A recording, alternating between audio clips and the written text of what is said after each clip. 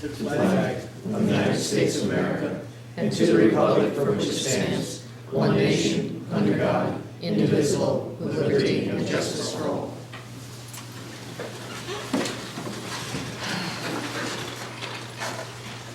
Roll call, please.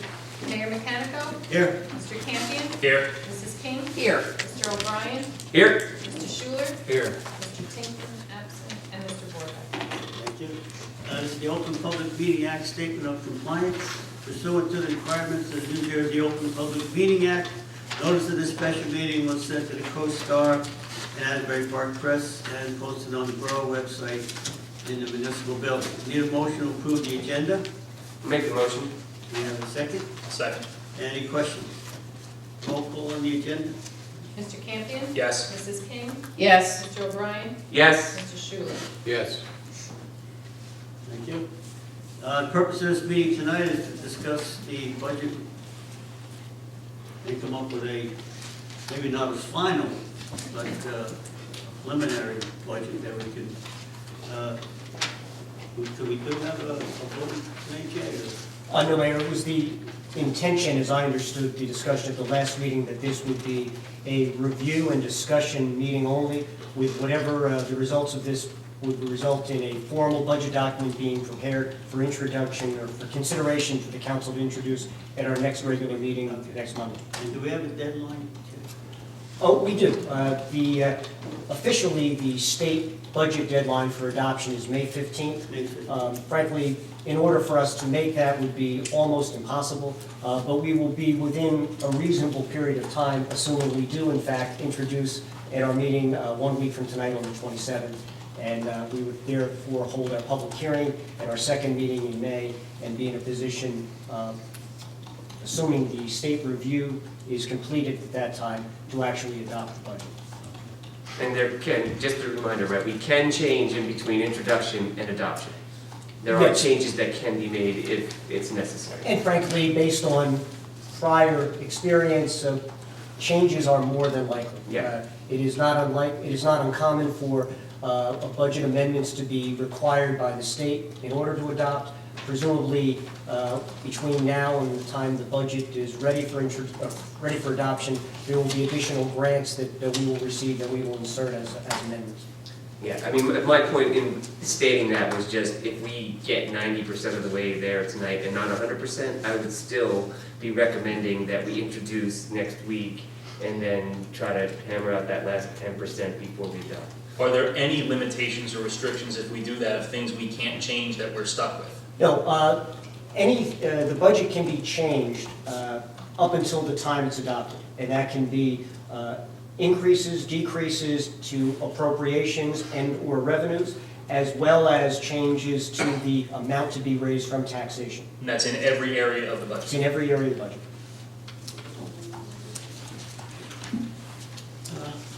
Well, and previously we had two budget reviews, and now we have a third here. Jay, would you just want to? Yes, thank you, Mayor. As the council will recall, it's been some time, but we've met on several occasions in the last few months. Initially, there was a presentation made to the council at our March 9th meeting, at which everyone was present, and we outlined the budget as it was prepared in consultation and based on the direction from the Finance Committee. At that time, it was simply distributed to council. We went over the line items pretty much line by line, pointed out the significant changes from prior year expenditures. We talked a little bit about issues that we had in terms of revenues, both positive and negative impacts. Then we scheduled a special meeting for 1 week after that, March 16th. At that time, Councilman Campion and Councilman Tinkin were not present. And at that evening, we had somewhat significant discussion on supplementing the proposed budget with additional appropriations for capital needs. And essentially, where that took us was, in round numbers, the budget as presented on March 9th reflected a 1.6-cent increase on the tax rate. The meeting on the 16th, where we discussed capital, there was general consensus, as I perceived it, to increase the budget to allow for those capital expenditures, and that brought us up to a 2-cent increase. The following meeting, which was initially slated to be the night when the budget would have been introduced, as it was then configured, Councilman Schuler and Councilman Campion were absent, and I believe since there were some objections to proceeding with the additional capital, the consensus was to hold off until we had a more full discussion. You were absent as well. Actually, it was that's correct. I was absent. And so it brings us to where we are tonight to discuss this more fully. Just by way of background, at the March 23rd meeting, there was a green budget proposed, which again provided for funding the various capital needs as well as all of the operating lines. And that provided for an increase of some $262,000 in the tax levy, which was estimated to translate into a 2-cent increase in the tax rate and a $96 increase in the average residential property. At that meeting, there was also presented an alternative which removed all of the capital and brought that increase down from 2 cents to 0.65 cents. And likewise brought the amount to be raised from taxes down from a $262,000 increase to a $105,000 increase. And that would have resulted in an increase for the average residential property in the amount of $34 on an annual basis. And then tonight I've distributed the orange sheet, which is a copy of the March 23rd revised, and you can see the increase from 2014 provided for a $105,000 increase. And the request was directed to me to formulate a budget that had no increase. So this orange sheet reflects what would be a 0 increase in the amount to be raised from taxation, and therefore a 0 increase in the tax rate. In order to achieve that, we've done several things. On the revenue side, we have increased the use of surplus by $55,000, and we have cut from the current portion of the budget various line items, some of which have been reallocated to the water, sewer, utility. Specifically, those areas are DPW salaries in the amount of $35,000, engineering costs $2,000, audit costs $6,000, tax other expense $1,000, group insurance for employee health benefits in the amount of $3,000, and what is listed there as RUT, that's the Reserve for Uncollected Taxes. As a result of reducing these various costs, we were also able to reduce the amount that we reserve for uncollected taxes. That totals $107,000, which would therefore reduce the projected increase based on that revised budget. As I understand it, most of the difference of opinion on the council has to do with the level of funding for capital, as well as the desire to reduce the increase in taxes as much as possible and to 0 if possible. And that is certainly possible. As I have reminded councils in the past, the budget document serves several purposes. It is a legal document in that it provides for authorization to levy taxes. It also provides specifically authorization in the form of appropriation line items for spending funds during the year. And the budget is also a policy document. It reflects the opinion and desire of the council in terms of funding priorities, spending priorities, and future, both current and future needs of the community. As I think those of you that have been here for several years are aware of the fact that in 3 of the last 4 years, the budget, the amount to be raised from taxes has actually been stable, if not decreased, in 1 of those years. And the desire of the council in previous years was to defer capital on the theory that we were coming off of tough economic times, and residents, in an effort to forestall any increased tax burden to the residential and commercial property owners, to hold off on any increase. We have therefore deferred many of our capital expenditures. We have also actually cut spending in certain areas. I think as all of you are aware, over the last 4 years, there have been a number of changes in terms of the borough's operations, consolidations, shared services. Some that come to mind most readily, the shared service that we've entered into for dispatch services, municipal court operations. We've had a number of retirements that have resulted in reduced salaries, as well as reorganization within various departments of the town. So there have in fact been some areas where we have reduced spending, if you were to compare back 4 or 5 years ago. And most notably, there has been a deferral of much of our capital needs in terms of vehicle replacements, as well as long-term improvements to wait for better times. Last year, we started that process slightly with a tax increase to replenish some of our surplus. The original proposal, as presented, the budget that I prepared, provided for an increased level of capital. Again, not getting us fully funded, but starting the process to partially fund this year with the expectation that in future years, those capital needs could be addressed more fully. Jay? Yes, Just so we explain, where do most of our costs increase from? Sewer, what we pay to? Well, can I ask a pointed question I think is gonna help get to that, because there's something I noticed going through here that I wanted to ask you. Is it okay? Thank you. In going through the green budget, which I believe is what, Tom, this is going to be your recommendation, barring any? I think there are some cuts in This is the basis of where we'd like to start. I have a couple of questions and Well, things that we're gonna bring up, but yeah, that's a pretty good Get around to is, start. one of the biggest differences that I noticed was related to obviously salaries, which seems to be our biggest tax burden between public works, police, and the ongoing operations here. I know they're necessary, but there's increases between them, which I understand that we're fully staffing public works, we're adding some people back on there, we're in person on there, I know there was some discussion about that earlier. I see that there's a delta on that of about $130,000. That's obviously obligatory through contract, we can't do anything about that, so when you get to this and you get us to zero, where does that $130,000 come from now?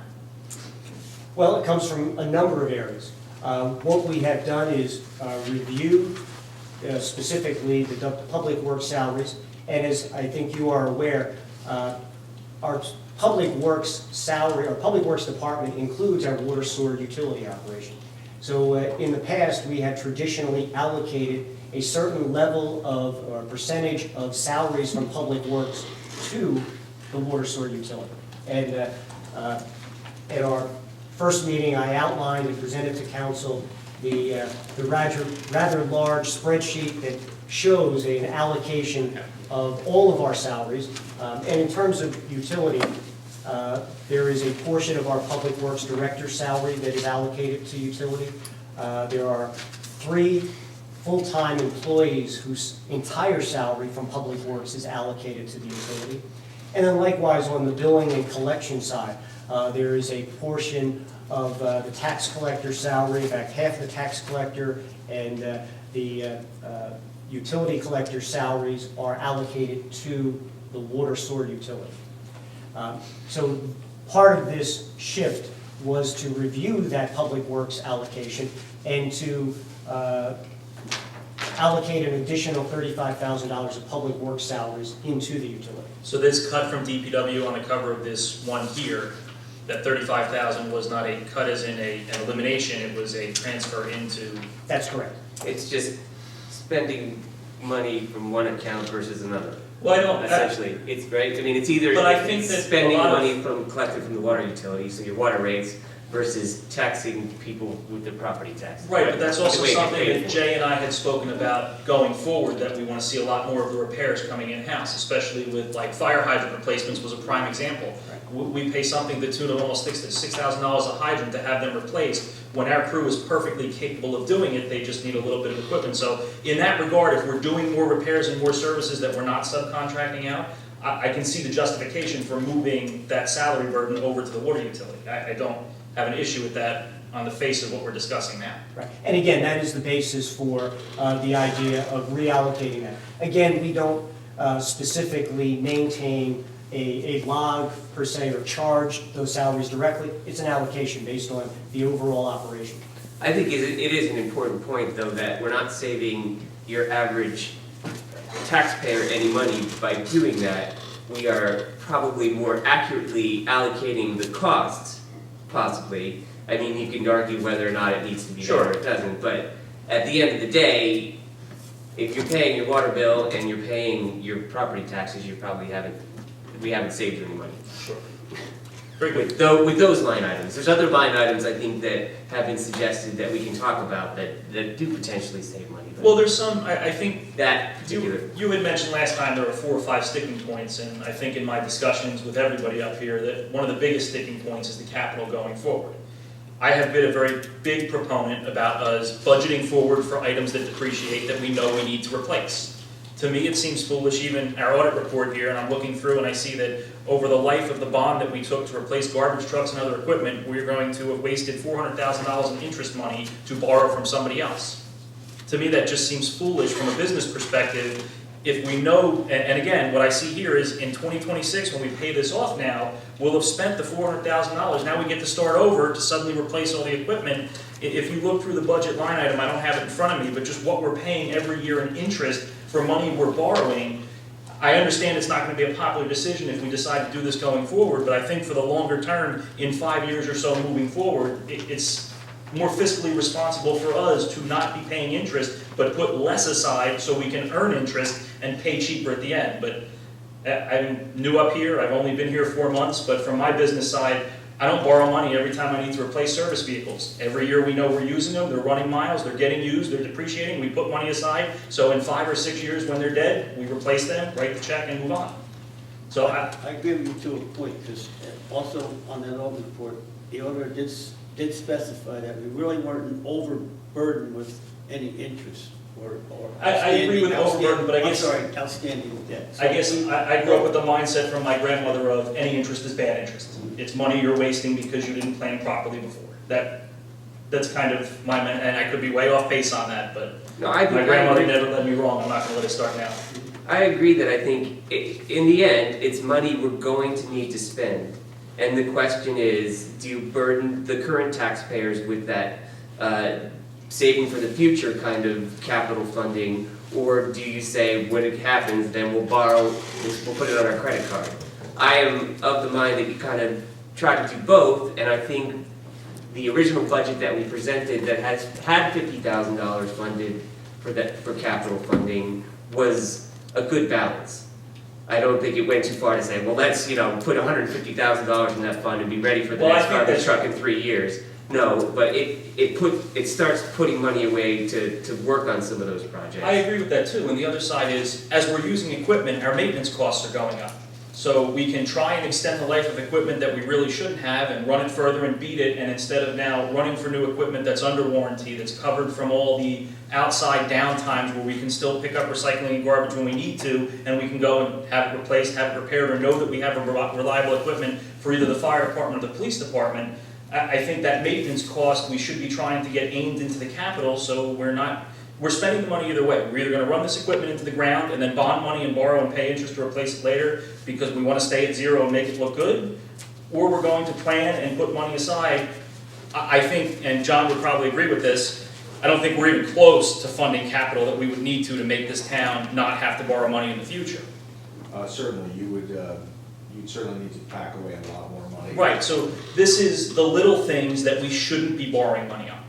This is when we need the patrol cars that go down because they get hard miles, they get abused, they get run tough. The basic vehicles down public works, the tools and the equipment they use, the compactors and things like that are big ticket items that we shouldn't be paying interest on. Yeah, so you don't have to bond when you need to buy a new lawnmower.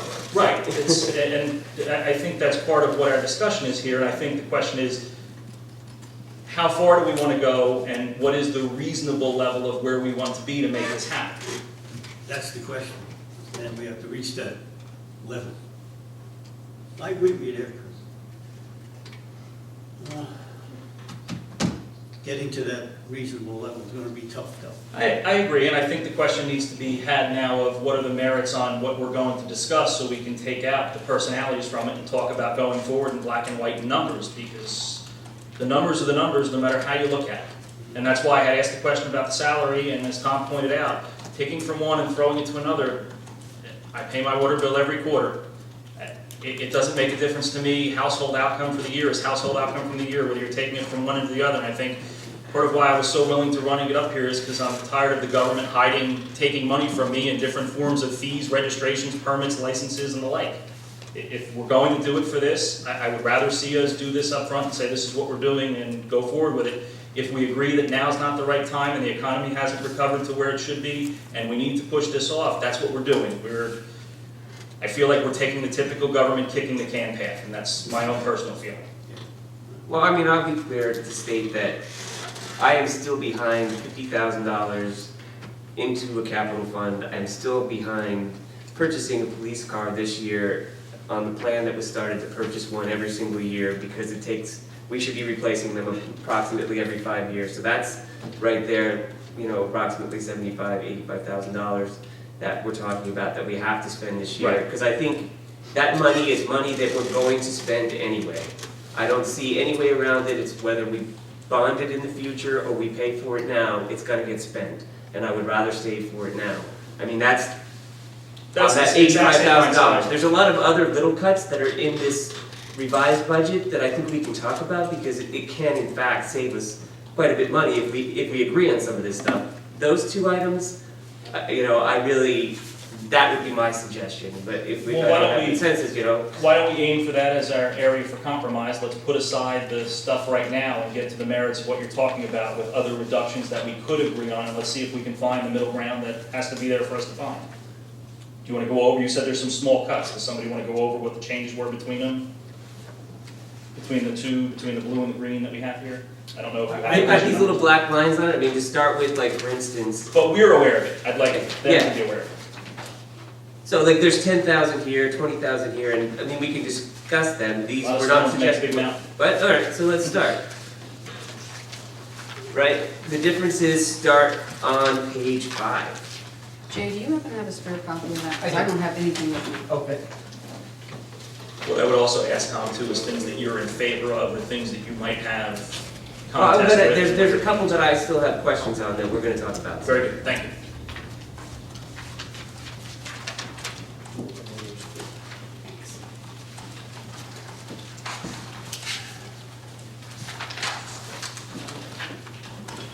So the first change is on line 20, right? Where we are looking at audit services. It was $24,000 in the original proposed budget. Now it's $22,000. And that is based on, I think, an estimated cost. I mean, That's right? right. So I think that's a reasonable cut. It's just being maybe more precise than the $24,000. The next item, right, is line 29 on page 5, legal services, other expenses. It was $45,000. It is $25,000 this year, or now that we've lowered it. What was the actual cost that we spent on legal services last year? Last year, if you look in the paid or charged column, it was $16,000. And then there were some bills that came in after these numbers reflect 12/31. So realistically, it was about $20,000. So, I mean, that number was brought more in line to what we spent last year, leaving a little room for, if somebody sues us. Well, in fairness though, with things like that, isn't that why we have the reserve fund there, that we don't deplete? So those unforeseen things, we don't necessarily need to budget for, as long as we keep that reserve at. That's correct. Legal is always something that, as you point out, it's highly susceptible to unforeseen conditions. I will tell you that previously we had a much higher level of funding in legal, and we have been steadily and slowly dropping that by about $5,000 a year. At the same time, we've also, because we have funding available in our reserve for tax appeals, we have been charging the cost of tax appeals to that reserve. So that's also one of the reasons why what I'll call our regular legal fees have actually come down. Okay. So again, I would certainly feel comfortable with making that that change, that cut, because again, based on what our experience was last year, we're still funding it at a healthy level. Yeah, I think we also have, the original, when he talks about 3 or 4 years ago, I think prior to that, we had a string of years where we were embroiled in several legal cases, workman's comp, the police, we had several cases going at once, so we were paying a lot in lawyer fees, I think when some of those numbers were sort of set. Does that legal services also include, Gary, for the meetings and those services? Or Yes. just, okay, it's all part of the same. Well, if we spent 16, could we go to 20 on that, or do you feel that's too close? If we're constantly declining, that's $5,000 right there. Well, we have been dropping it about 5 to 10, and this year we're talking about all of a sudden dropping it 20. from 45 to 25, so. But it's not an unreasonable factor that we're using on that. If we only paid out 16,000 going to 25, you're still leaving a 9,000 pad in there, so. But Yeah, I the- think though, if you look at a 5-year average versus just last year, 16 would probably be one of the lower years. I would tend to believe, Councilman, that the figure that you have there in the reserve category, as the administrator said, that goes to pay any bills that come forward after January 1st of 15 for last year's work. So you're really kind of cutting it very close. 25, I believe, is a more comfortable number as a bottom threshold of the budget for this year. as Well, opposed John, to- if I were to ask you, if we go to 20 and we have 5 on that, and for some reason we need that other 5, what's the difference between using it from the fund that's sitting there, from the fund balance, as opposed to just applying it from surplus to artificially make it look lower? Sure. The issue at hand is that the bills that are in, as far as that $30,000 figure that's available to spend on those bills, those are audited. So you can't use, say, February 1st, 2015 bill for January and then hit to this reserve.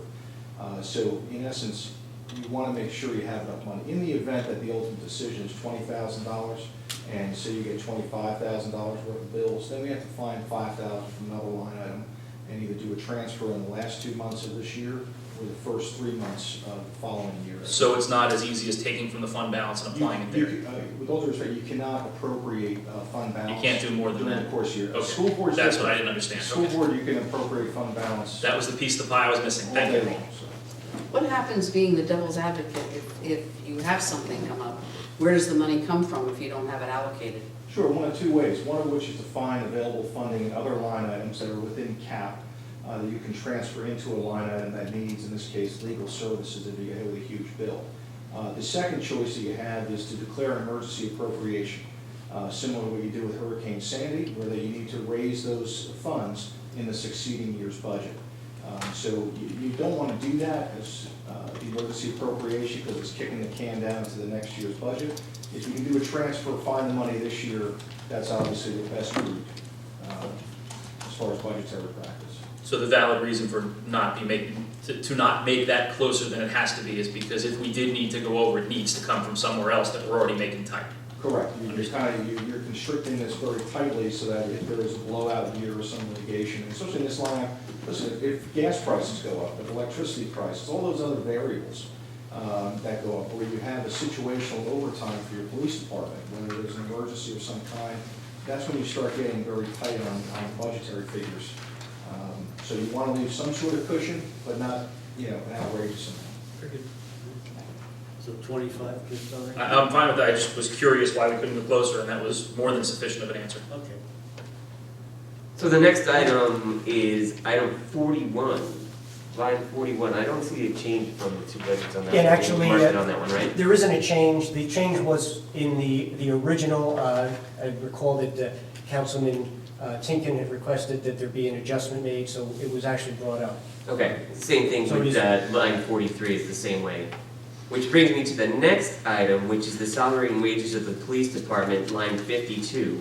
It was $1,475,000, and it's been lowered by $10,000. So I have a question on this one, is that, do we project that, most of the increase there was increase in salary that we cannot control, right? So are we projecting a lower amount of overtime? How do we propose to it's make up really- that $10,000? You hit the nail on the head. It's projected overtime. when you talk about the police salary and wage line item, we know that the base salaries that we are obligated by contract to pay various employees at the current level of staffing. The overtime is the variable. Yeah. So, and we currently budget approximately $116,000 in overtime costs, so we've dropped that down by approximately $10,000. What were the actual overtime costs of 2014? Okay, last year, and I'm referring to the total pay sheet that was distributed to everyone, it carries a date of 3/7. Our total overtime is listed as $125,000. And then there are some, you see the various breakdowns, most of which is in, most of the non-overtime costs are for, I'm sorry, see, that's total overtime. That included public works as well. The breakdown in police was 14.8.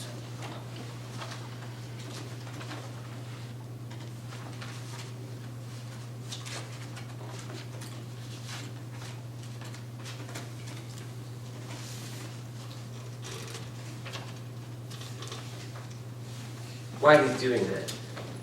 Provided that we're cutting it fairly close.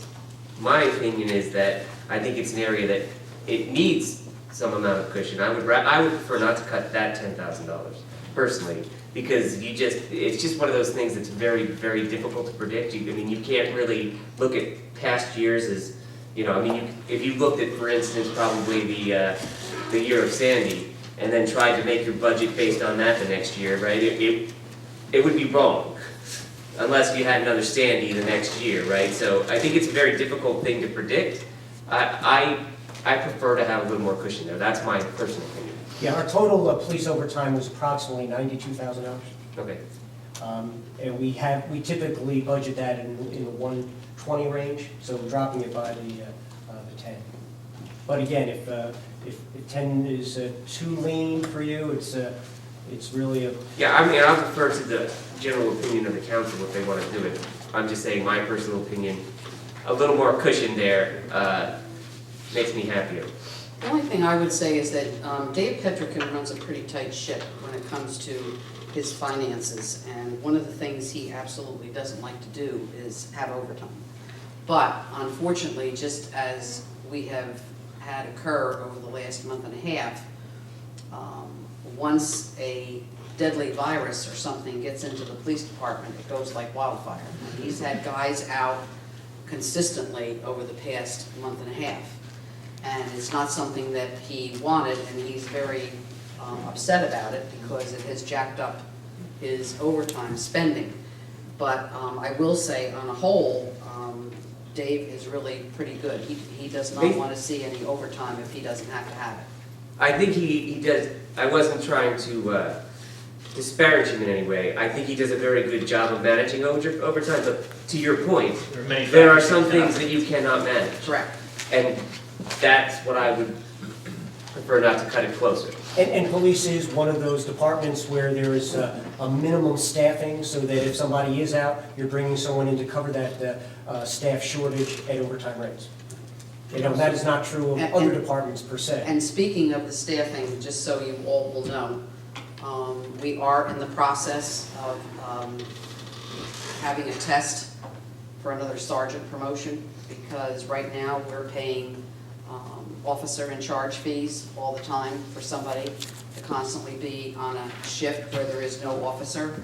And 5 or 6 years ago, Dave wanted to promote 4 people to sergeant, and he unfortunately was faced, and so was the council, with a letter that stipulated that we had to promote 2 senior people. The 2 senior people had to be promoted. It was not a choice, it was something we were forced into. We have since let that go. We promoted the 2 people back then. It was when another mayor was in office. And we now need a 3rd sergeant so that we can get away from paying so much officer in charge fees. So, And the officer in charge fee is something we're contractually bound to pay. It's Absolutely. not, we don't pay it because we want to. no, you have to Somebody pay. has to be in charge. Well, I Have mean, to somebody pay. has to be in charge and they should be compensated for it, Correct. but it's in their contract. So, And I we're think it's moving. also, and sorry, correct me if I'm wrong, they have to have an OIC to sign certain forms when things happen, to be able to do certain things, they have to have that designation Yes. to be able to. Yeah, there's a interact level of with certain things. responsibility. Yeah, It's not they- just something we do so somebody has the title. They can't have a shift without having someone in charge, whether it be the sergeant, officer in charge, or whatever. So we will be implementing a test and a interview procedure. Dave is working on it right now, and before the end of the year, there will be hopefully another sergeant. But that'll be a wash between the money we're paying for. Correct, Right. correct. Because, you know, we have 4 shifts. It won't be a complete wash, but it'll be a huge dent in the overall picture because a lot of their shifts overlap. So it should work out that if there is any officer in charge, it'll be at a minimum. We would eventually like to have an officer on every shift, but right now we're just trying for a 3rd sergeant. And we're not looking to do anything other than that, it's just another sergeant, so. I mean, they're already doing the job anyway, they're always getting paid for the officer in charge fee. Correct. Correct. So we keep that covered? My opinion is we can't Or cut. we want to That's an area that we need to leave that in there. just deduct? Because what happens if they go over and overtime now? You take it from training or other supplies or other equipment they have to have as well? Well, that's another thing too, when you just mentioned training, now there's a whole new system that was just put in, and 2 of the patrolmen had to go to Belmar and be trained on that, and that was not during their normal hours, so that was an overtime situation. And it wasn't something that they could ignore, because the system is going in with the county, and we had to be up to snuff with it, and so therefore, you know, our guys had to be trained, so it was another no-win situation. So, Tom, you okay with the $10,000 reduction, or?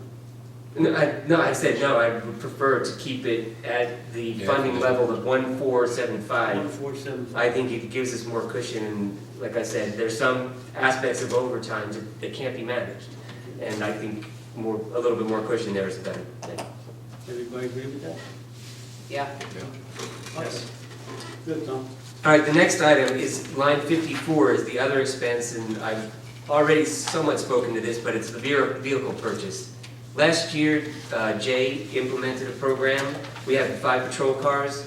To purchase 1 car per year, because it takes about 5 years before they're done for the kind of driving that they do. So this would be the 2nd year that we're buying a car. We would buy 1 next year, and so on and so forth. So this money right here, the suggested reduction was to not buy the car.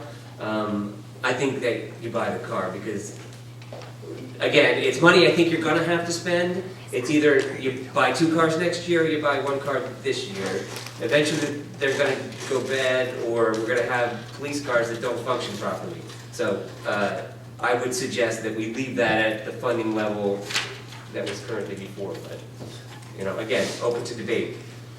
What is our current status of the vehicles that the police department has now as far as, They are aging. what is the condition of the fleet, so to speak? When you look at the entire Can I ask fleet, that? there are patrol vehicles, and then there are a number of 2 4-wheel drive and 1 2-wheel drive Tahoe. The current fleet consists of, for patrol, a 2011 Tahoe, 2012 Tahoe, a 2003 Dodge Durango, which I believe is primarily utilized in detective. Then there's the 2005, 2007, and 2009 Crown Vic. The 2005 was, I believe, the one taken out of service and replaced with the 2013. So we're looking at the 2 newest vehicles are 2007 and 2009. The 2007, let's see, in excess of, 100,000 miles. And when you say replace them with vehicles, we're talking stock, state contract, nothing special? That's correct. Similar, I don't know what, the chief this year implemented a changeover from what had been the Crown Vics, Ford Crown Vics, to the Chevy Impala. Thank you, Impala, which is a slightly smaller version, for patrol. You've probably seen it outside.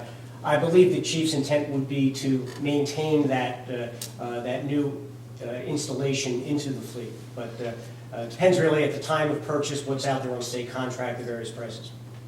And there again, I would just like to say that that was not a brand-new car. That was 2014, I believe, wasn't it, or 2013? Actually, 2013 leftover. 2013 leftover. There again, speaking on behalf of the chief, he is very economical when it comes to that type of thing as well. And he had told me that going forward, it is his intent to continue to try to get the best deal that he can for a decent car. And in this case, this car, as I say, was a 2013, very good condition. He deals with somebody down in South Jersey, and he saved the town money in comparison to what, he could have spent, or maybe what counterparts in other towns have spent. So I guess call Dave frugal, whatever you want to call him, but he's very conscious of the penny, because he looks at it completely as the taxpayers' money, and he does not want to spend something and have somebody say, oh, look at that, look at what they're riding around. So he's I very... watched him spend 2 days here replacing cameras because he didn't want to spend $12,000 for something to replace them. I understand. So, Jay, just out of curiosity, I agree with the vehicle change, but just to try and back that up, do we have any kind of budget on what we're paying to maintain the archaic fleet out there? We have those records. I do not have them at my fingertips. I'm but guessing it's... As you referenced earlier, as a vehicle ages, your repair costs increase. So you do get to a point, and I will also profess no expertise. I always replace my car just after that last repair, when I should have gotten rid of it before. But ideally, with a regular planned replacement, you can factor that in so that you do not start seeing a spike in your repair cost, at in the last useful year of a vehicle's life. What is the vehicle value after 5 years? We're about to find out. Okay, so we haven't done it. I'm just curious if you've spoken to any of the dealerships or any people who deal with this, because I know there are leasing programs that deal with law enforcement vehicles and fire apparatus and equipment. I'm curious if you've spoken to anybody along those lines who specializes in it. Yeah, we haven't yet. I would not be surprised, again, if you take a vehicle out of service and dispose of it fairly soon, they do have value.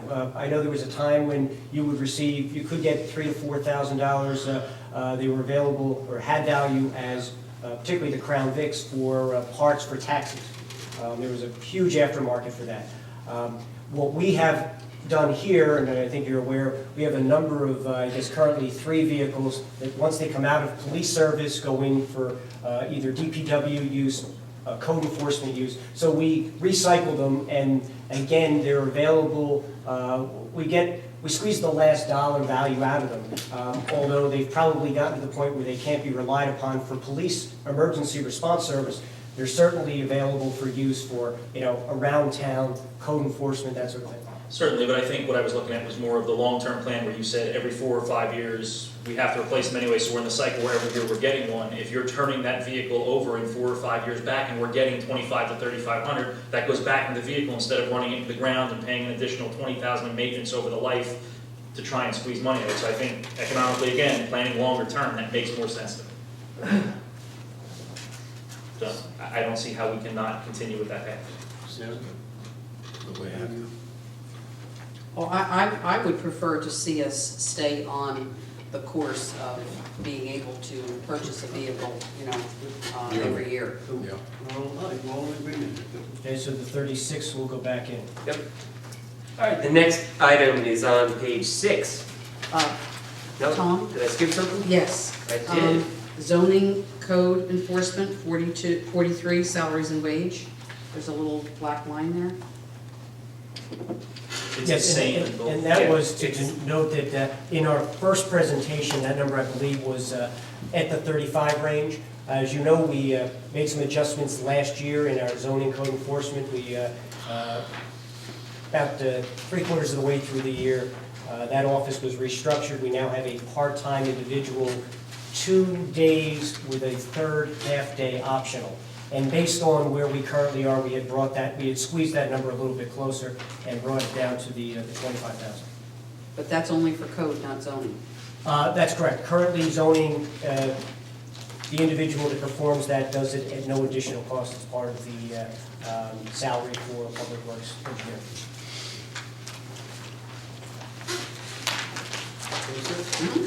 So the next item is on page 6, line number 19, streets and road maintenance, other expense. It was 28.5. It is now 23.5. What did we spend last year on road Last year maintenance? in the streets and roads, we actually spent a total of 30. Although last year we also ended up a little bit short in our snow removal and salt, so we ended up charging some of that to our road maintenance. We're really just looking at better organizing the costs of public works and outlining the street and road maintenance services. So we had essentially squeezed that by the 5. You'll notice that last year we budgeted originally 16,000. Yeah, what comes out of that category? It's everything from big one, pothole repairs, street striping. Well, pointed question, when they have an underground break in the utility, does that come out of that category? No, or it does does that come out not. of utility? That comes totally from the utility. Very good, thank you. Streets and roads is everything from street signs to striping to pothole repairs. Now, we Yeah, also had, go ahead. oh, excuse No, me. you go ahead. We also had some grants to get some street work done, correct? We do. And again, this is really, as the label indicates, it's road maintenance. It's not reconstruction, it's not overlay. In fact, I'll give you the preview. We just received notification on Friday that one of our other DOT grant applications is being funded.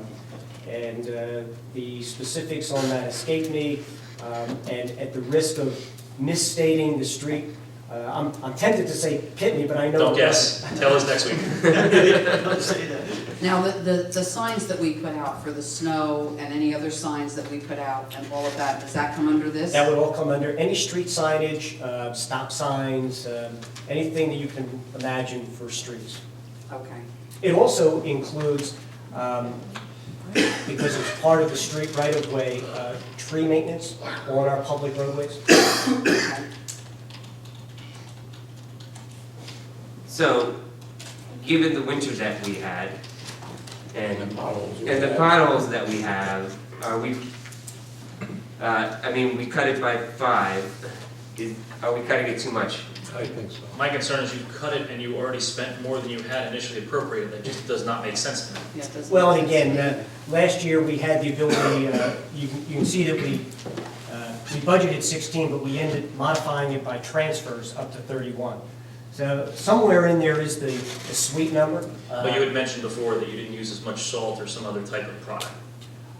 Yeah, this year, and we have fully funded in another line item, you'll see that increase. We have pumped up the snow removal costs. Last year, we budgeted 18, and we're budgeting 25 this year. So they are related, but they are separate, and we're trying to itemize those so that we have a better record of true costs related to snow versus the repairs. If I could also, there's another suggestion that we spoke about as far as setting up a snow reserve trust, which is now termed a storm cleanup trust. That's something that's a dedication by rider. Any excess money that we would have in, say, a snow removal line item, at the end of the year, we can move into that trust to mitigate any kind of spikes in snow removal from years to years moving forward. So currently, it just goes into the general surplus? Any unexpended funds would lapse the fund balance at the succeeding year. So in this case, by putting a snow reserve trust, also known as a storm cleanup trust, in the event such as Hurricane Sandy, towns that had that snow removal trust were allowed to use that money that was sitting in a trust account to mitigate some of the cleanup costs.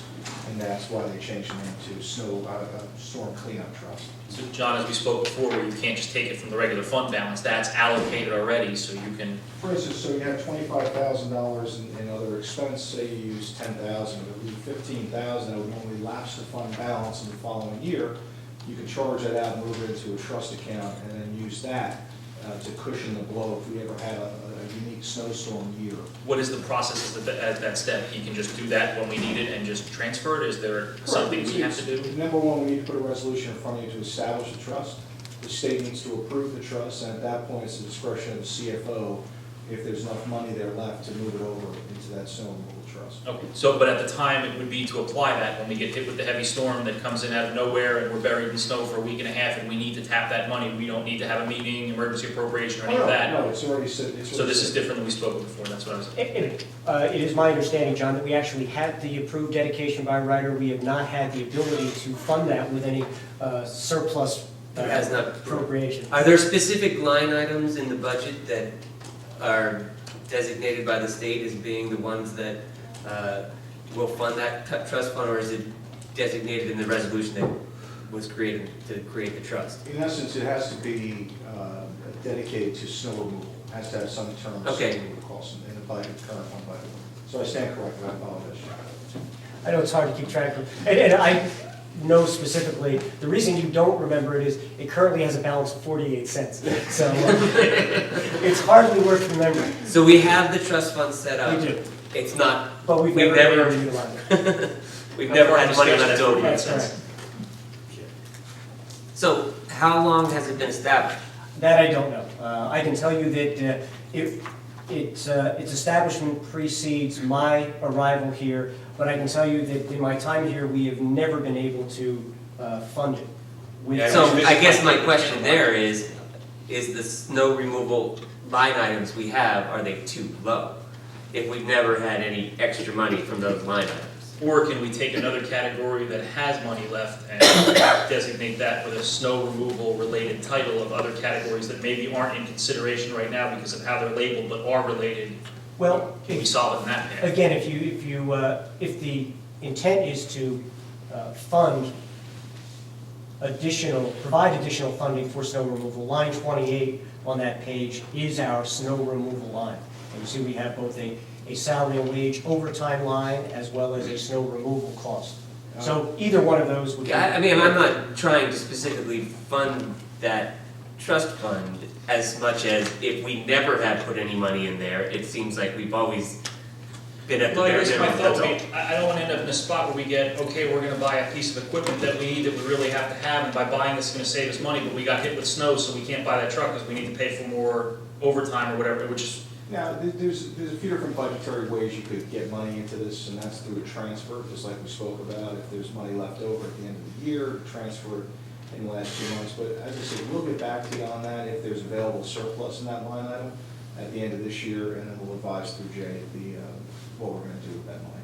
do you feel it's something that we should plan for, or just wait and see if it happens? The reality is this, I have a town with a $100 million operating budget, a few $1 million worth of snow cleanup. They don't have the trust established. So they've been able to basically manage those expenses as you have year over year with the transfer process. But in speaking to your point with regard to capital, that's outside of the budgetary cap. I can't transfer that into cap and then throw it to a storm trust. So that Understood. protection, you have that protection already inherent in the budget process. Okay. Makes sense. All right, so we never really answered the No, we question. never answered the question. 23,000, do we think that we're cutting it too close there? I think, Jim, you have anything on that? I don't know what we spent this year. This number was based on a best guesstimate. Again, Joe May is a believer in the Farmer's Almanac. My crystal ball is no better than that, and I would say that you can choose your favorite forecaster. I don't know if any of them have a batting average better than 500. Give him a lot of credit there. Misplace that decimal point. So we want. I think in the grander scheme of stuff, Leave that at 23.5, or we the like? difference in $53? $1,500, I think, is kind of inconsequential. I don't see a reason to, What's that, Chris? No, it don't- was I actually, don't have a strong opinion either way. it was 5,000 more. It was Yeah, fine. 28. It was 28.5. Oh, I was looking at the overtime one. I mean, I think though, you're right, somewhere in the middle is probably where we should be. 25 is probably, I think, Yeah, more and I can tell appropriate you, number than 23.5. I think 23.5 is cutting it a little close. and I can tell you I'm specifically. good with 25, if that's, The idea there was that to add not only for pothole repairs, but also, as I mentioned, we have only within the last 2 years started to address our tree issues within the right of way. So the idea was to put additional money aside, but we backed it off a little bit based on the direction to, tighten the budget up. So I think, well, 25 still saves $3,500. Okay. So line 19, is that what we're looking at, Yeah. goes to Yes. 25? 825. Okay. The next item, vehicle maintenance, other expense, line 25. Currently $54,000.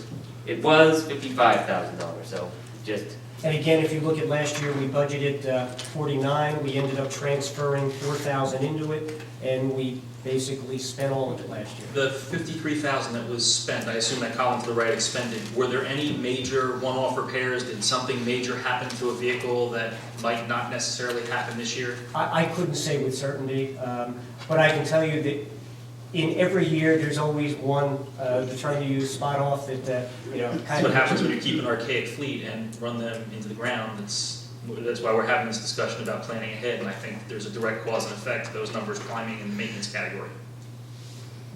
So again, it's not a lot of money one way or the other. We, compared to last year's 49, it's a pretty healthy, increase in appropriation year to year. Not to correct you, Chris, but we don't, all our fleet isn't archaic. We do have some good vehicles. We have some? Okay, my We apologies. have some. He did say that. I don't want the residents to think we have a bunch of junks down there. No, agreed. Fair enough. I think the 54 is good. Okay. yeah, I think Yeah. that's a good cut. Everything's going up, you buy a tire. The next item is line 51, under, is accumulated leave compensation. Last year we budgeted 1,000, the proposal is to budget 1,000 this year. Last year it was, or the previous budget that we presented, it was 5,000. Right. And I would just point out, and I know that you've recently all received the audit report, and we maintain, as in the case of the snow removal trust that we talked about earlier, we have a accumulated absence trust. And the current, that is currently down to about $2,200. And as time goes on, we have fewer and fewer employees that are eligible to receive a large payout at retirement. But in any event, that was the reason for the initially proposing the increase in the accumulated leave funding compared to where it was funded last year. So to be clear, that money is typically spent for when an employee retires and they have a lot of accumulated leave and we have to buy it back. And there's a section in the audit that I referenced specifically that quantifies that to some extent. In any event, that trust is currently depleted almost to the point of non-existence. And that was the original idea for funding it at the $5,000 level. But 1,000 is what it was funded at last year.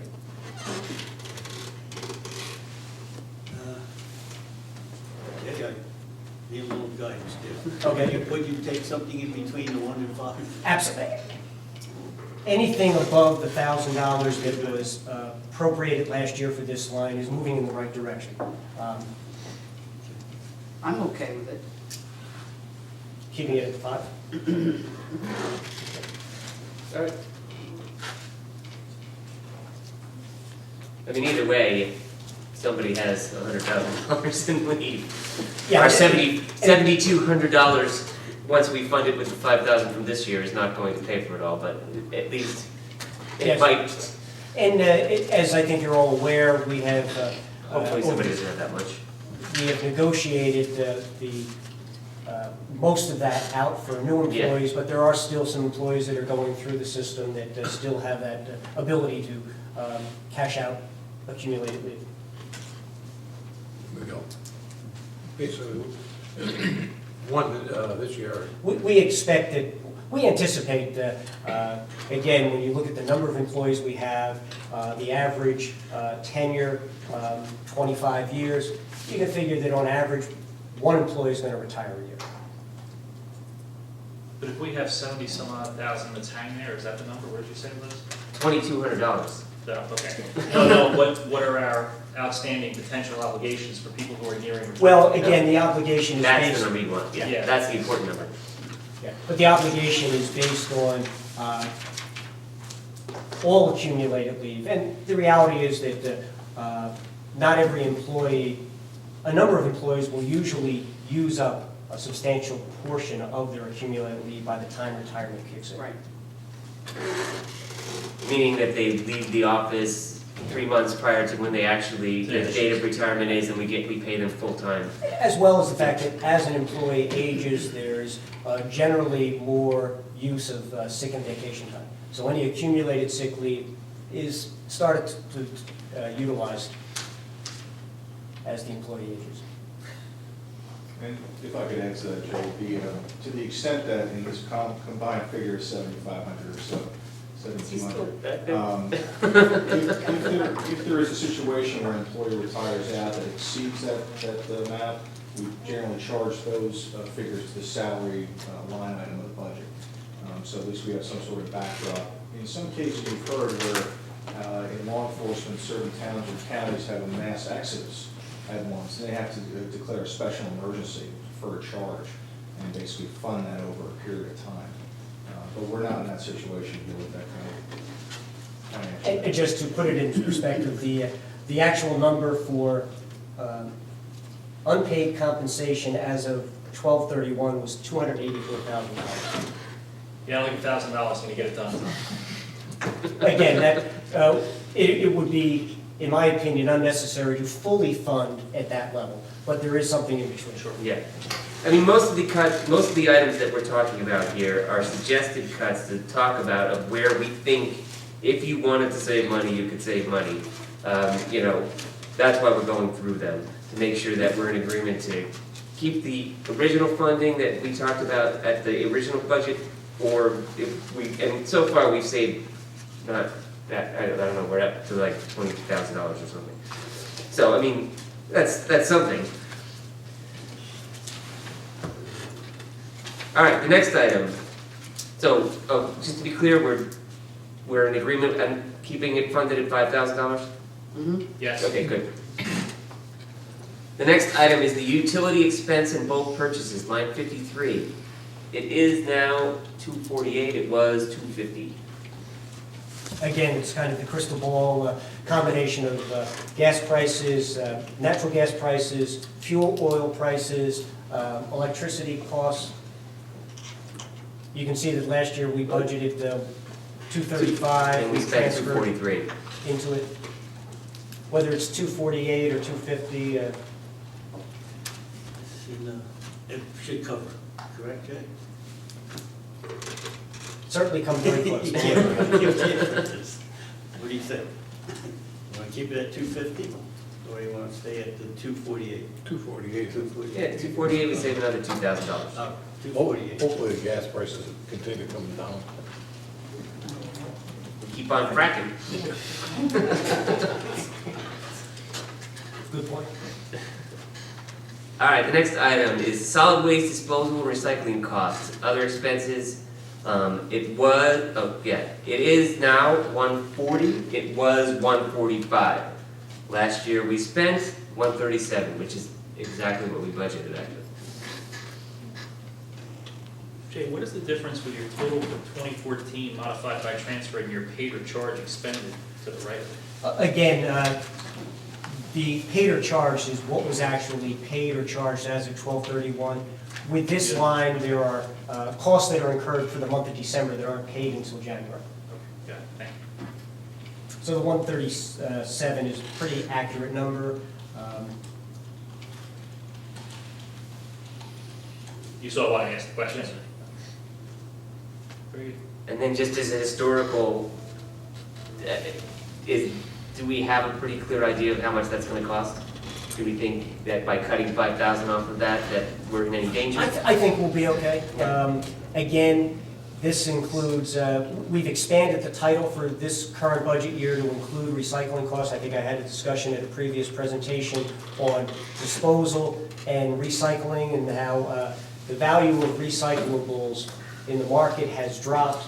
And in some cases, we're actually paying for disposal of recyclables. Certainly not, we're not paying landfill costs, but those numbers, the market has shifted quite a bit, and this will give us greater flexibility in terms of utilizing this line for disposal of trash as well as recycling. It might be too early to tell, but I remember at one point that Joe was speaking of stopping people from out of our community of dumping down the yard was having an impact on that. Is that a noticeable impact, or is that? Not that I've seen. Okay, so it's still too early to tell if that's having an impact. We need to get more people from our, I'm not gonna say that publicly. They have those little Spring Lake stickers. Yeah, I'm in favor of having the stickers on the car. Yeah, we should have Spring Lake height stickers, Yes. like Spring Lake does. Yep. Well, So it's I'll make a clear. note of that. That's something. Yeah, I think it's a good idea, Yeah, I right? think- That's how they manage it, right? And I know that there have been occasions when people who are aware of who certain people are and where they're from down the yard see them come in and know full well they're not residents, and it's been addressed from our people down there when they get them, but the discussion's been the one time they get them, how many times was nobody down there, and it wasn't realized. Yeah, because it's hard, you don't know Sure, everybody. and we're not staffed down there all the time, so. All right, So we're gonna keep that at 140, okay? 140. Sounds good. the next one is the very next line, line 57, the salary and wage adjustment. It was 17, it was 15, now it's 12.5.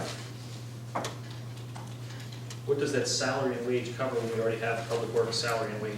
Essentially, if there are any promotions that are made during the year, there's also, this is a line that is generally used to, for lack of a better term, park salary and wage authorization. As you know, we are currently in negotiations with our Public Works unit, so we do not fully disclose clearly the total appropriation for that.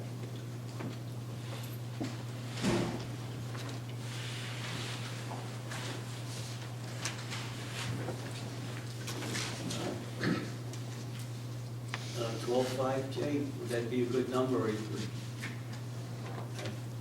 I would certainly not suggest going any lower than that. The original proposal was 15,000. Yeah. And if I'm reading this right, 17.5 was the actual Last year. ish. Right.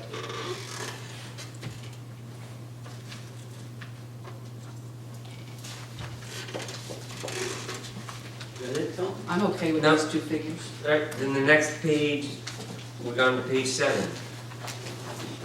There's one item on page 7. So, you could, maybe. Reserve for tax appeals, line 26. It is now 1,000, it was 3,000. And if you notice, last year we budgeted 4,000 for that. As I mentioned earlier, this is also one of those lines where we have a reserve trust, and our tax, let's see. Let's see if I can find this quickly. Maybe I'll turn this one to John. He can go with it. For the balance of that Tax fund. sale. Yeah. Reserve for.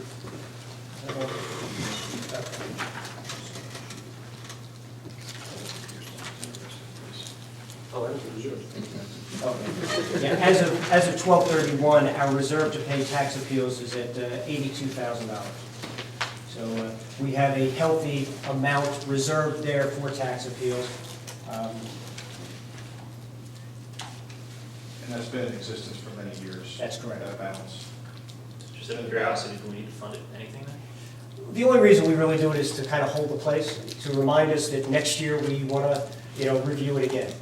And also, Councilman, if we do not provide any funding in there, we can transfer in should we have a successful tax appeal. So there has to be some level of funding in that line item for us to be able to transfer money into it during the course of the year. But if you'd like to, again, considering the healthy level that it's currently funded at, if you want to drop that to $500, $200, $100, I'll defer to Tom on his You opinion. see $1? As long as you have a number there, you're fine with it.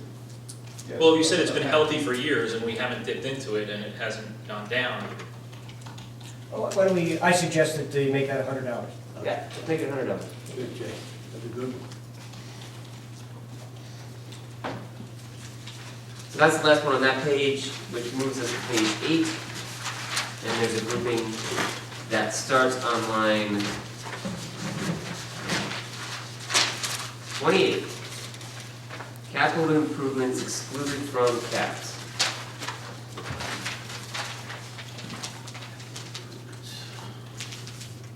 This is essentially where, this is where some of that $50,000 that we had talked about, right, was originally funded. That's correct. There was two $24,000 items for fire apparatus and public works vehicles and equipment. That was the bulk of it.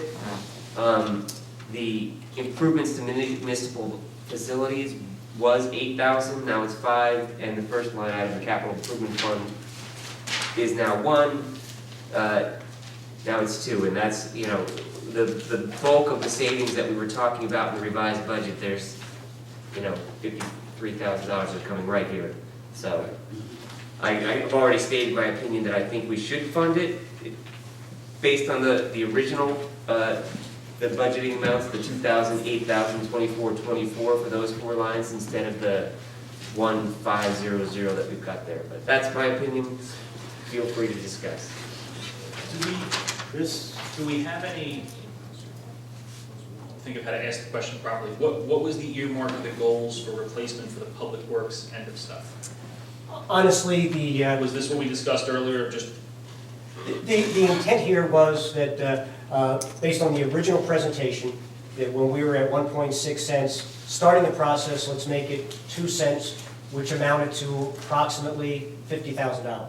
And there's really no magic to this. We are not fully funding a fully developed capital replacement plan, but this was to start the process. well, one of the things that I want to mention that's gone from here is from the fire issue, and I know that we've had the discussions about the chief's vehicle they've had since 2003. It's an old Ford Expedition. We've sunk a lot of maintenance into it, and there's a lot more ahead. It's not going to last much longer. They're going to be without it, and I think that part of that money that was in there was part of the discussion that had to get done, or it was going to be out of service, or we were going to spend significant money on transmissions and engines and Well, I mean, I think upgrades of there's, older vehicles. line 30 is the reserve for fire apparatus, vehicles, and equipment, and we had, the I was original concerned when I budget, saw we that funded $24,000 for that, so. I mean, my suggestion is to leave that in there. I definitely believe. And as Jay has stated, we are not, that is not fully funding a capital improvement fund, but it There's no is, question, especially with the emergent needs that we know are there, especially with it that is one starting particular the vehicle. process of trying to pay for what we need, and we know will become obsolete or need to be replaced in the next 3 to 4 years, That one needs, that's a little bit more of an imminent need, but Well, I know the that I public had works seen- vehicles it's a longer term thing. I know I had seen in the fire department break down their budget, I think they had. 5 years enough, no. What? 5 years enough. 3 or 4, I think we're okay. I don't see any major purchases in 3 or 4 years. Do you, Jim? Well, again, if we're talking specifically in fire company, the chief, and Joe Tompe's here, Joe took over as chief January 1. He and I have begun discussions on developing a more specific, longer-term capital plan for the replacement of the big equipment, the apparatus. Yeah. But as Councilman Campion has indicated, the current need expressed in the fire company's request was dealing with the chief's vehicle. And their proposal or request identified a cost of $75,000 for the replacement of that vehicle. In ongoing discussions I've had with Joe, he's indicated that that number will come down dramatically. but he is yet to prepare or present specifications with a quote. This number has been floating around for a number of years, but again, we have not seen a specific request for a vehicle that outlines its cost with the specific cost to complete the outfit. Well, I think I share the sentiment that 75,000 is outrageous, and I'm sure that Joe will admit I'm sure that was a mistake and not the intent, but I'd like to see us put some kind of placeholder in there, knowing this has to happen. I think I was getting to before when Butch was speaking, but there's a maintenance item in the fire department, and that I think was significantly high for this vehicle. Wasn't there somewhere between $10,000 to $12,000 of repairs that need to be done? I'd like to see us put the 24, or maybe round it up to 25, to put something in there so we can work going forward and figure out a plan to get this done. I don't see spending a third of the cost of replacing this thing on maintenance for a vehicle that's 10 or 12 years old. Good. Any Doc, other opinions? You say $12,000 repair, Joe? Right now, the last quote we got for work, it's about $6,000 or $7,000, but that's not including anything else that goes on the vehicle for the remainder of the year for us using it. And what year is it, Joe? It's 2003. Oh, just kidding. Okay. That's about 139,000 miles on it over the course of those years, from fire calls, training, all the such. Okay. Well, I think you got a good point, Chris. I think we should start putting something away for it. We're just throwing good money after that. We continue.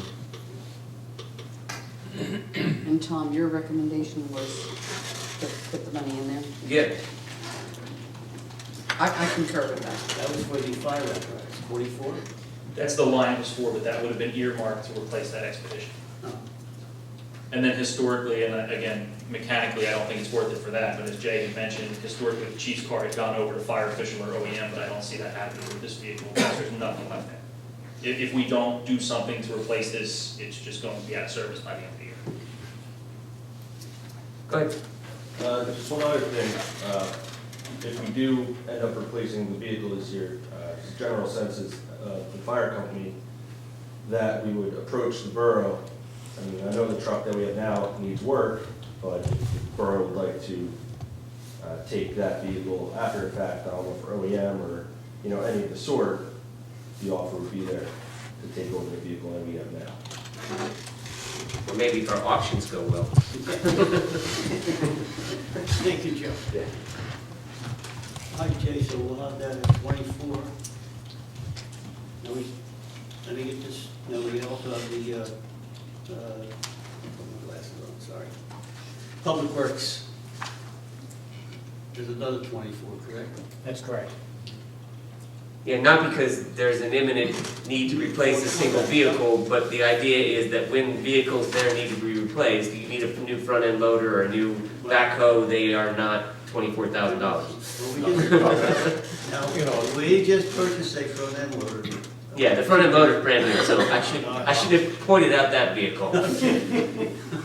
But there's others in there. There are, Yeah, there's other vehicles, there's a street cleaner, right, there's a backhoe, there's, the full inventory is available. There's in Public Works, there's approximately 20 pieces of equipment and vehicles. Everything from, small, that are relatively new, the electric vehicles that are used for trash collection, right on up to the international garbage trucks. And just for clarification for everybody, what we're talking about now is replacement, not new, correct? That's correct. And this was at, Additions or anything this else, was at buying new 24? toys, this is things that This we have was- that we need to keep working top. Yes, this line had been initially proposed at $24,000. We should put that back. So I think that we're all in agreement that that will be the beginning of a good capital Improvement. budget. And I foresee, not to say Tom is wrong in 2 or 3 years, but my vision is 5 years up, where I think we're probably have to replace something big. That's my point of view. Well, we got Well, I mean, that would be great then. I mean, if we can do that, we can continue to fund this for the next 4 or Can 5 you years, fund then it? we actually may have enough So- to buy the vehicle outright as Yeah, opposed to, right? thank you, Tom. Right? Then that would make a perfect plan. And you don't have to worry about that big, Sure. Now, Jay, I do have a question on 29 here. It's, if I'm reading this right, it says that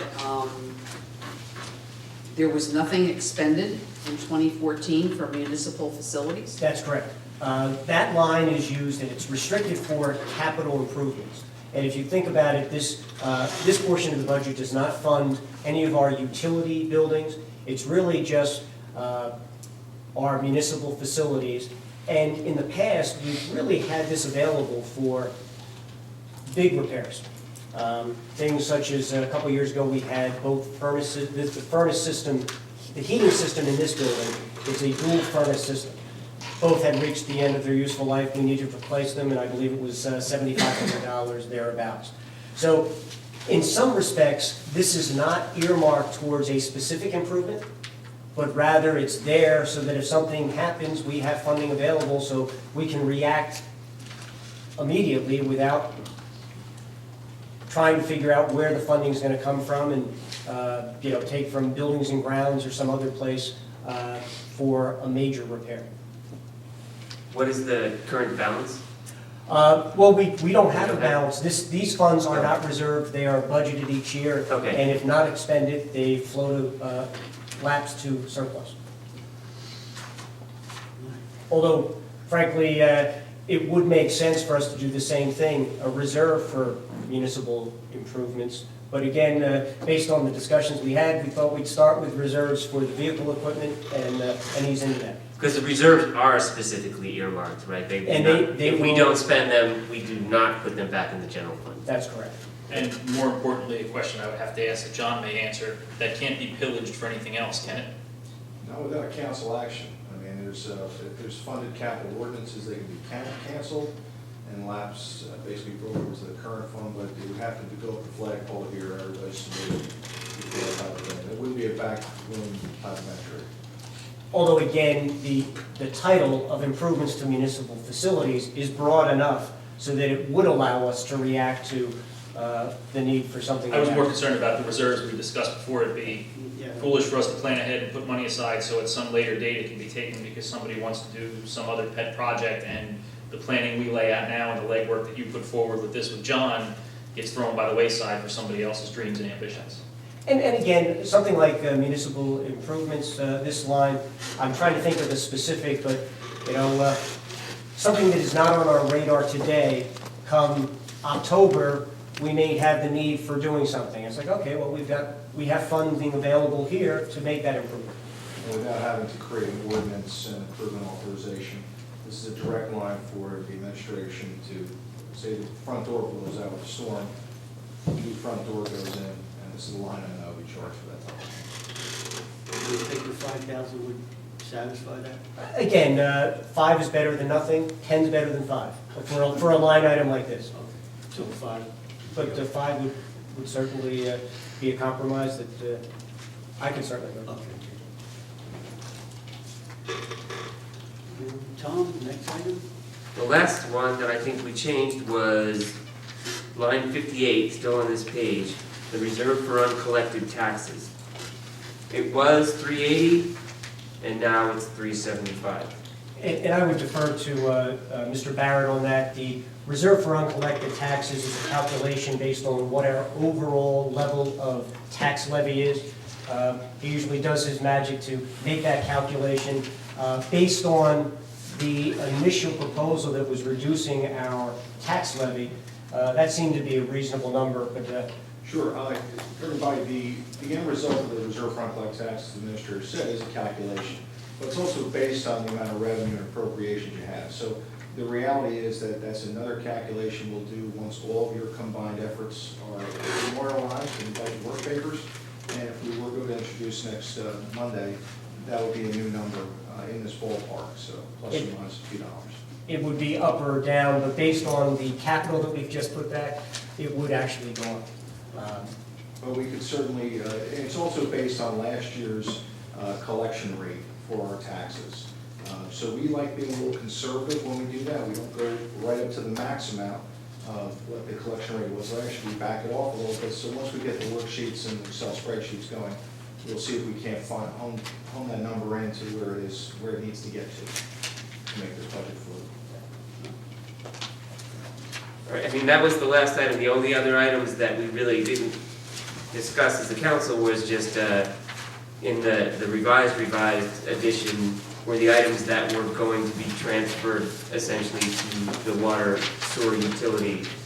And again, I think the thinking there was, right, that let me talk about the first item first, is the increasing spending money from the surplus.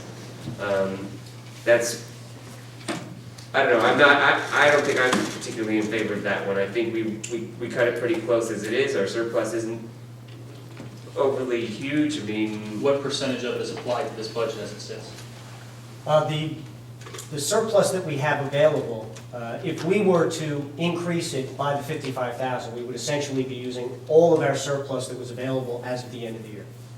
And that would be what's called the cash surplus. There's another $84,000 of a deferred charge that's considered part of their surplus, but that would basically exhaust all of the surplus that we have accessible. But essentially, if we apply the surplus to make this appear as though the budget stays at zero and there's no increase, then next year when that surplus isn't there, now we get hit with the whole thing next year. Well, that is the concern.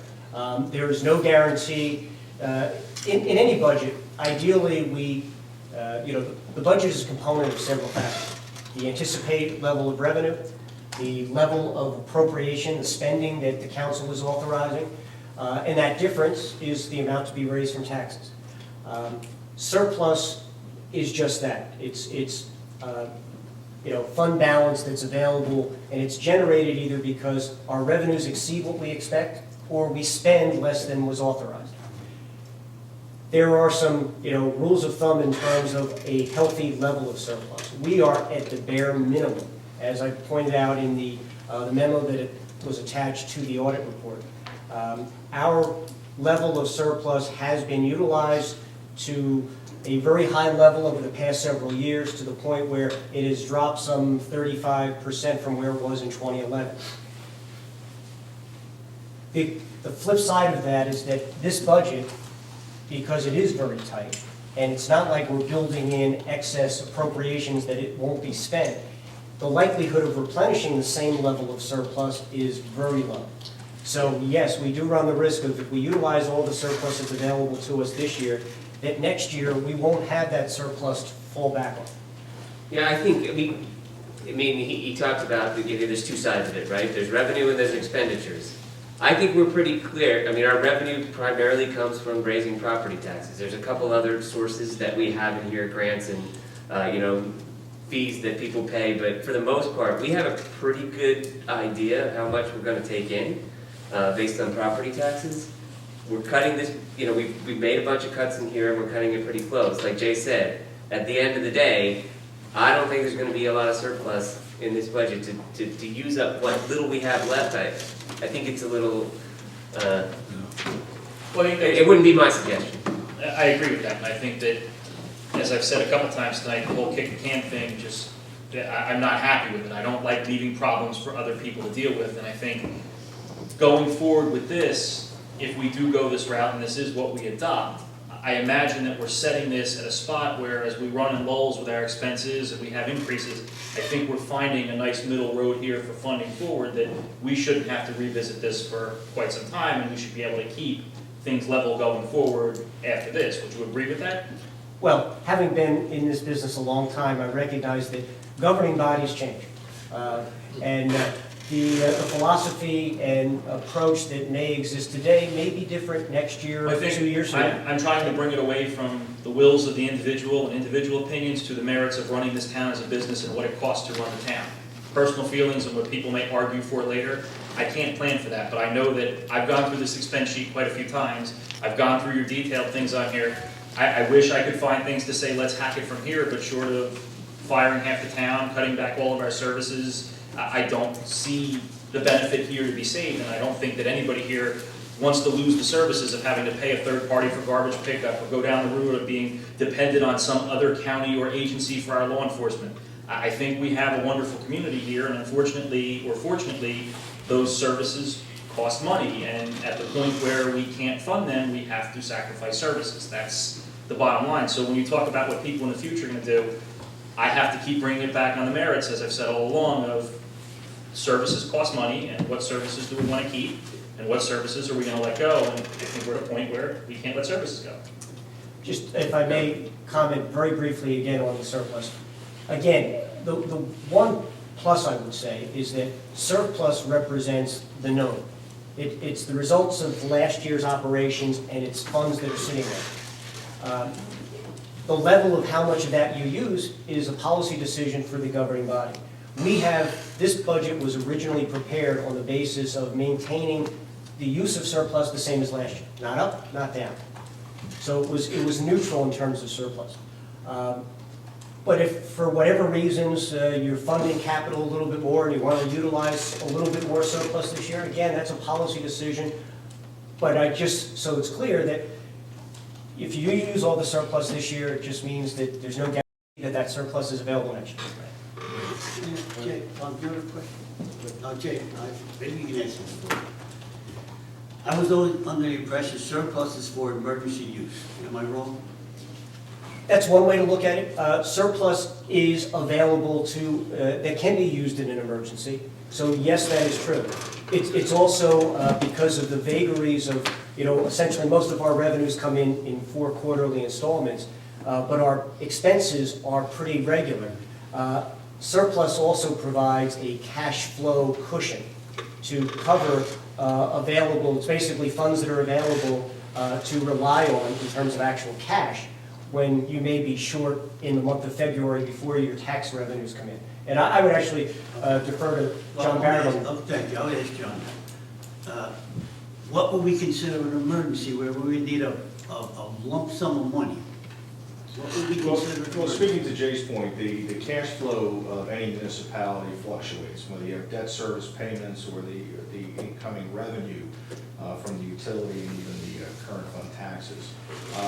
The reality is that, as I spoke previously, is that if a rating agency were to come in and analyze your financials, the first thing they hone in on is what's your fund balance, what's your plan to maintain your fund balance, and basically look for a 5-year plan.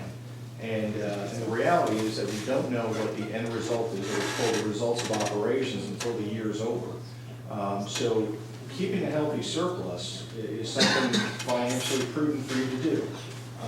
And I would say, as far as taxes, anytime slow and steady wins the race, as expenses advance, kind of like a slingshot, you keep the tax rate here, eventually, that pedal's going to go far. So you have to monitor exactly what the expenses are, what your controllables are, but also look towards, advancing things moving forward. Because as we said, we have over $100,000 salary increases. Where does it come from? Unless you have one-time revenue shots, sale of land, liquor licenses, other type of one-shot revenues, you don't have that those sugar highs of revenue for this municipality as others might. So you really have to take a look at what do you feel comfortable with appropriating the surplus. And as Jay said, the original budget plan was to appropriate the same amount as last year. That was last year, yeah. This is, by moving it to 55,000 higher than that, you're exhausting all your free cash surplus. And, just the cash flow nature of this business here is that the tighter you restrict that. So if you have a $500,000 surplus and you're giving away $450,000, it means $50,000 buffer of cash flow. It doesn't really do, as a finance officer, we sweat, our palms get sweaty. So I can get an idea of what number I would like to see there. Is there a rule? I think Chris may have brought up a percentage. Right. The percentage of our budget, what should be the If surplus? you went to the Director of Local Governmental Services, they'd give you that quick line that use of surplus is a local decision, meaning you, as a group, so they put your back on you. With the school board, there's a cap that you can't have more than a certain percentage. I think that's around the 2% mark, if that's changed since last time I saw it at schools. So the reality is this: if you keep surplus utilization the same level as last year, it's okay. But if you do press against the wall another $55,000 in this example, you're running on fumes a little bit there. Oh, okay. For some reason I got this in my head, I don't know where I heard it or who told me. They said if you keep your surplus at least 3% or maybe 5% of your budget, you're okay. Does that make sense? Those are numbers that are pretty common out in the field. But once again, those are other locals. And I'll tell you, I mean, my rule of thumb, and as John said, I talk to 5 finance officers, I get 5 different answers as to what the right number is when it comes to surplus. Some give you this elaborate explanation of, well, it should be 1 month's worth of operating costs, less debt service, and blah, blah, blah. I like to keep it easy. Right, that's same here, Jim. 5% of our overall budget number is a pretty good rule of thumb. It's easy to calculate, and it's a nice round number. So this number that we have from last year, the surplus, that would fall within that range. It does. In fact, if you look at our, let's use the known, which is last year's budget. Our total budget was $5.6 million. Okay?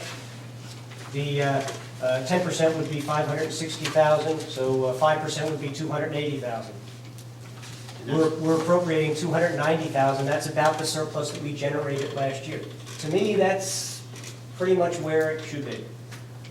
Okay. Okay, so that's, I mean, that was that one, and the rest were all just, I mean, at the end of the day, I guess, the utility fund is increasing its surplus quicker than we anticipated. All of the people that are listed here, or the expenses, are things that actually the utility, running the utility incurs those expenses. The thought I think here is just simply, if you shift it over there, that surplus is growing faster, we don't have to raise tax rates, we don't have to decrease, the other suggestion would be decrease the water rates, but the water rates are at that rate because we think expenses are gonna go up over time, and we'd Well, rather they are. that stay more We consistent. know that there are certain repairs that need to be done in the next 3 to 6 years of certain underground pipes that need to be replaced, and they're not going to be cheap repairs. It's not, we're beyond the Band-Aid stage. Pipe needs to be replaced, real work needs to get done, and it's not going to be cheap. And again, back to the bonding and borrowing money and paying out $600,000 And to Kat talked borrow about money. those pumping stations, if we don't get Sure. if we don't get the grants to replace them, it doesn't mean that they don't need to be replaced. Right, so while it's growing and those are legitimate Yeah. expenses, I think we're in a healthy, I think we're in a healthy spot in the discussion when you say the surplus is growing.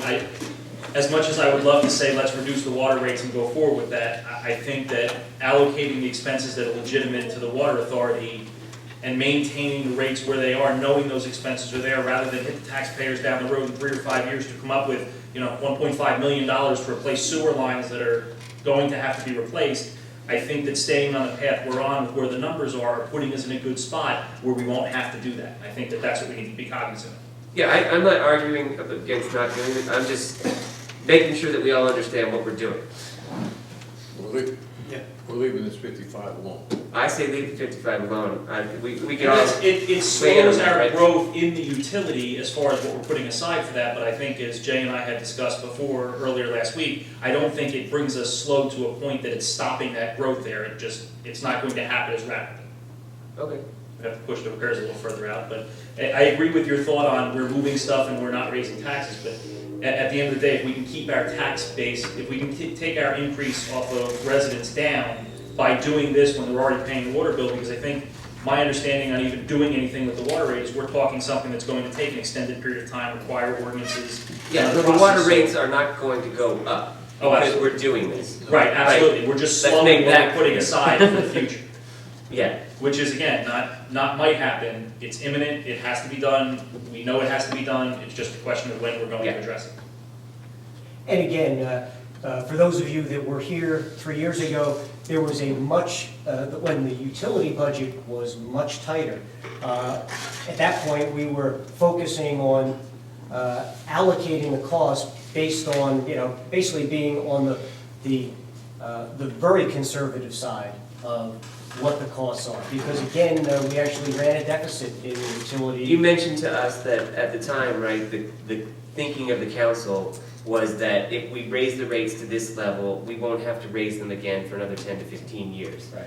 As opposed to, we raise them at the lowest level possible, the next, like in 2 years, we're gonna have to raise them up again. Which I think is based on looking at the numbers of where they are and projecting out from there, I think that their assessment was pretty spot on to make that statement of we won't have to do it again.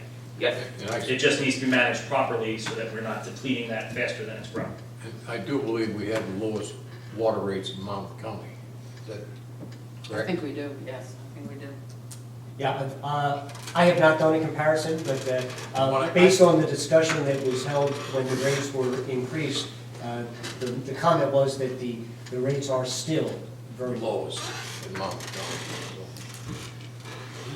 So, so I mean, the items that were added on this orange sheet, I think we were all in agreement to leave the $55,000. I think we found a nice hybrid balance Don't between us. don't take that off and do transfer the rest of the numbers to the utility. The utility, at one time, they had it. We're- I'm very we're just- comfortable with how we're we had just- this discussion, I think on the facts of what we've spoken about, I think we're legitimately funding expenses that are legitimate expenses. I don't see wasted money or fluff in here for the sake of having fluff. I think that it's a very responsible budget planning forward. That was my goal when we started it, and I think we're there. So now these changes that we just redid here, are we still gonna maintain the zero budget? It's not gonna be zero. I It's think- gonna be more like, Jay has. It seems like we're close to this one. it's gonna be more like 1.2% would be my guess. Yeah, I would, You gotta work the numbers, correct, Jay? I'll tell you what, we will work the numbers very closely. My guess is that, let's see, we've taken out roughly 55 there, we've added back in. I think you are right, it's probably very close to the 1 penny increase. Because the zero budget increase, if you remember, included the removal of funding the capital, so that's $50,000 there. It included the removal of $35,000 for the police vehicle. And then as we went through things, we really kind of were agreed on some things here, some things there. We really didn't say, we saved no additional funds. So and then we don't have this $55,000. We're still funding, but we're not taking that out of the surplus. So if you look at the numbers here on this orange sheet, add $135,000 to that, approximately. And then you're gonna have a good rule of thumb of where I think we've agreed to be at. So that's not zero. No, I don't think it's zero. It's not zero, but it's certainly not 2 cents. No, it's closer to 1 It's cent. something in between. Yeah, it's not 2 cents, it's probably about 1 cent. Because 1 cent is, according to this blue one, was $105,000 increase, and we're more like 140,000. Well, you come up with a number. So we'll all look at what Jake, let's say it's $140,000 though, somewhere around there. Is that a budget that we're willing to introduce at the next meeting? That would be Does about, anybody have any Knowing major we can objections amend to it, I that? have no problem introducing it, knowing that we can amend it going forward. If we introduce it, we're not stuck with it, we can still work it, we can still massage it, and look for other areas to save. All right, want to give them a chance to speak now? Are we done? We got more? unless anyone else has any questions. And you'll have the numbers to us, Jay, when? Within 24 hours. Okay. Good. All right. Oh, wait a minute, hold on, we're not finished. No, voice of the public, it's their turn. I'm sorry. We got the point of the meeting where people may speak on that. Well, anything about the budget, step forward, give your name and address. Anything you heard tonight, you don't like, you do, if you agree with us, you don't agree with us, hopefully you agree with us. What are We're these certainly two gonna trying. say? I'm sorry. What are these two that are missing tonight gonna Tom, I'm not sure about Tom. I talked to Tom Borbach prior to the meeting, and, I told it, he was in agreement in principle for the original 2 cent increase. I don't think he's going to have any problems with the fact that we cut money off the budget. Yeah, no. I think he'll be in agreement with that. He's gonna see the numbers tomorrow, I'm gonna talk to him tomorrow, but in principle, like, he didn't have any major objections to the original numbers, so. And then Chris, I think, probably felt the same way. Or, Chris Tinker. Chris was in favor of the 2%. Anyone else would like to say something? Step forward, give your name and address. I just have one question. Nate Novak, 907 Keith. Evening, everybody. You talked about changing police vehicles into public works or zoning or stuff like that. Is there any way that we could use one of those police vehicles that isn't so old and make that the fire chief vehicle, just to save money? If there's any way to do that? The issue with that is that legally with OSHA and NFPA requirements, they're required to carry a lot of stuff with them. Books for pre-plans, emergency equipment, air packs, fire extinguishers. We've tried it in the Crown Vics, it just doesn't work, there's not enough storage space. But not necessarily a Crown Vic, maybe one of the SUVs, just going forward. Those are new, we're gonna run them forever. They'll be Oh, around. They'll be around. Just a suggestion. Don't get archaic. No, we did, it's definitely a good suggestion, and years ago, dating myself, almost 20 years ago, when I got involved in fire service in Spring Lake, that was what happened. It was the passover from the police, and it made perfect sense. But once the state started to change our requirements and started to mandate a lot of things that be with us, there's a lot of information and equipment that needs to be present at the fire scene as part of the command, which is why it goes in the chief's seat. Believe me, I want Tommy to have a new car. If I could find a used one, he'd get it. Yeah, okay. Thank you. Thank you. Anyone else like to say anything? No? Okay, need a motion to close the public comment? I'll make that motion. I'll second. All in favor? Aye. Unless someone has anything else they would like to say, Jay, John, anyone up here, I need a motion to adjourn. I'm motion to adjourn. I'll second. Unless you want to say. Hurry up. Aye. Thank you. Thank you.